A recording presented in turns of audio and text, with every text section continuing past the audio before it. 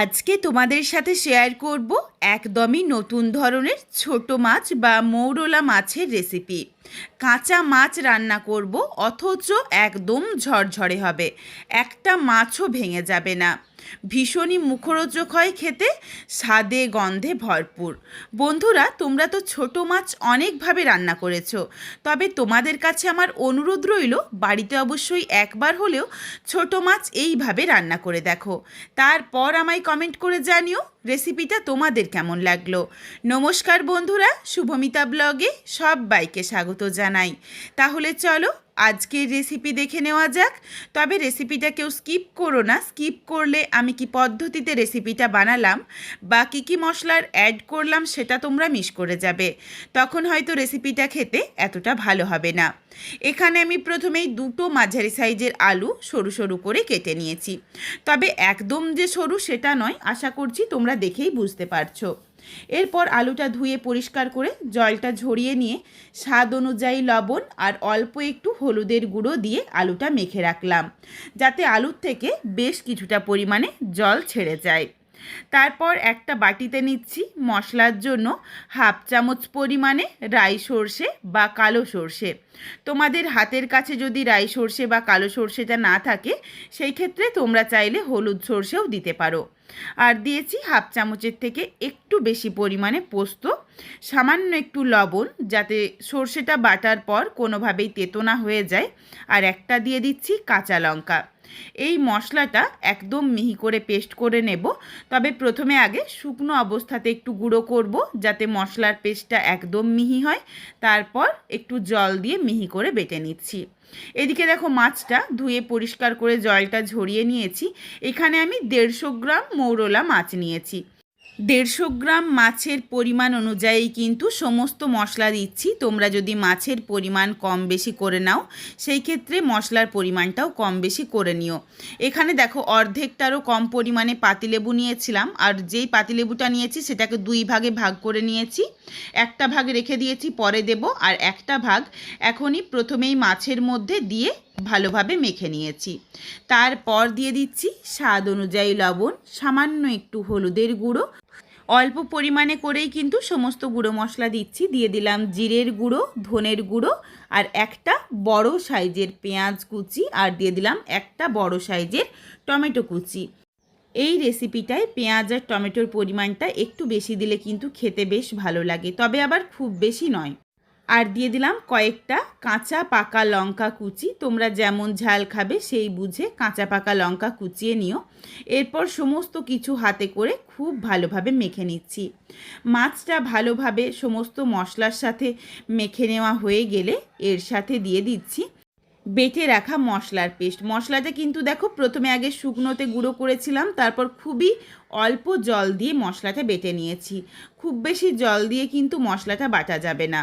মশলা দিয়েও ভালোভাবে মিশিয়ে নিচ্ছি। আর এখানে দিয়ে দিচ্ছি বড় চামচের 1 চামচ পরিমাণে কাঁচা সর্ষের তেল। সমস্ত কিছু উপকরণ দিয়ে খুব ভালোভাবে মেশানো হয়ে গেলে এরপর এই ম্যারিনেট করে রাখা মাছটা কিছুক্ষণের জন্য রেস্টে রাখবো, প্রায় 10-15 মিনিটের জন্য। আর এখানে মনে হচ্ছিল যে অল্প একটু হলুদের গুঁড়ো লাগবে, এই জন্য আমি আবারও একবার সামান্য একটু হলুদের গুঁড়ো দিয়ে ভালোভাবে মিশিয়ে নিয়েছি। এরপর মাছটা একটা সাইডে রেখে দিলাম। 15-20 মিনিট পর রান্নাটা শুরু করছি।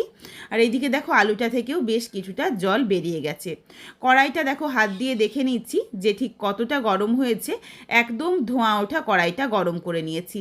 দেখো তেলটা দেওয়ার সাথে সাথেই সুন্দরভাবে ধোঁয়া উঠছে।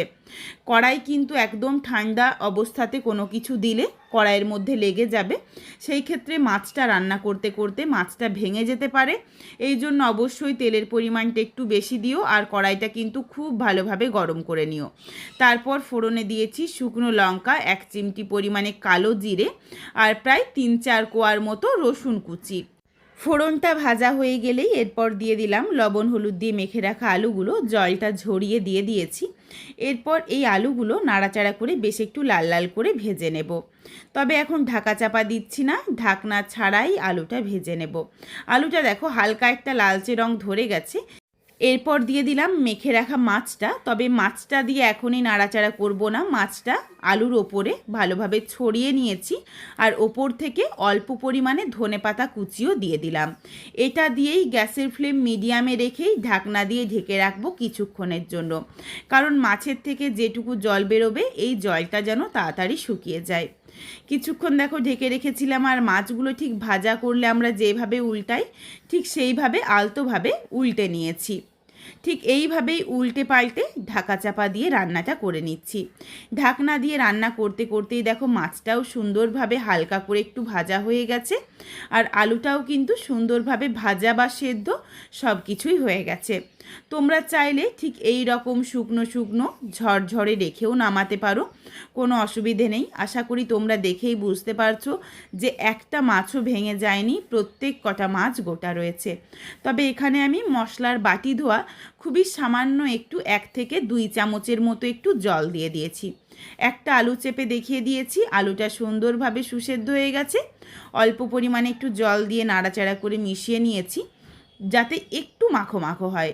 তবে এটা কিন্তু জলটা সম্পূর্ণ তোমাদের পছন্দ মতো তোমরা দিয়ে নিও, চাইলে আরও বেশি কম করে নিতে পারো। যেটুকু জল দিয়েছিলাম জলটাও বেশ শুকিয়ে এসেছে।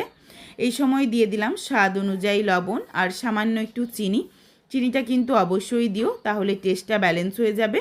আর এই সময় দিয়ে দিচ্ছি 1/2 চামচ পরিমাণে ঝালের জন্য লঙ্কার গুঁড়ো, কারণ কাঁচা লঙ্কাগুলোতে খুব একটা ঝাল হয়নি, মনে হয়েছিল যে একটু ঝাল হলে হয়তো ভালো হতো, এই জন্য সামান্য একটু ঝাল দিয়ে দিয়েছি। বেশ একটু ঝাল ঝাল হলে এই রেসিপিটা খেতে কিন্তু বেশ ভালো লাগে। দেখো সুন্দরভাবে তেলটা ছেড়ে এসেছে, রেসিপিটা একদম রেডি। এরপর সামান্য একটু ধনেপাতা কুচি ছড়িয়ে নাড়াচাড়া করে মিশিয়ে নেব যাতে ধনেপাতার গন্ধটা ভালোভাবে রান্নাটার সাথে থেকে যায়। আর এই সময় দিয়ে দিচ্ছি বাকি যেটুকু লেবু কেটে রেখেছিলাম সেই অল্প একটু পাতিলেবুর রসটা দিয়ে নাড়াচাড়া করে মিশিয়ে নিয়েই গ্যাসের ফ্লেম অফ করে দিয়েছি। এরপর রেসিপিটা নামিয়ে নেব। বন্ধুরা, ছোট মাছ বা মৌরলা মাছ, যে কোনো ছোট মাছই তোমরা তো অনেকভাবে রান্না করেছো, তবে তোমাদের কাছে আমার অনুরোধ রইল বাড়িতে অবশ্যই একবার হলেও একদম ঝরঝরে কাঁচা মাছের এই রেসিপিটা বানিয়ে দেখো, অপূর্ব লাগে খেতে গরম ভাতের সাথে। আর বাড়িতে অবশ্যই রেসিপিটা বানিয়ে আমায় কমেন্ট করে জানাতে ভুলো না রেসিপিটা তোমাদের কেমন লাগলো। রেসিপিটা তোমাদের যদি ভালো লাগে তাহলে লাইক করো, শেয়ার করে বন্ধুদের দেখার সুযোগ করে দিও। তোমরা যদি আরও এই ধরনের নিত্য নতুন ঘরোয়া রেসিপি দেখতে চাও তাহলে অবশ্যই আমার চ্যানেলটিকে সাবস্ক্রাইব করে পাশে থাকা বেলটি অন করে অল নোটিফিকেশান অন করে দিও, যাতে আমার প্রত্যেকটা রেসিপির নোটিফিকেশান সবার প্রথমে তোমাদের কাছে পৌঁছে যায়।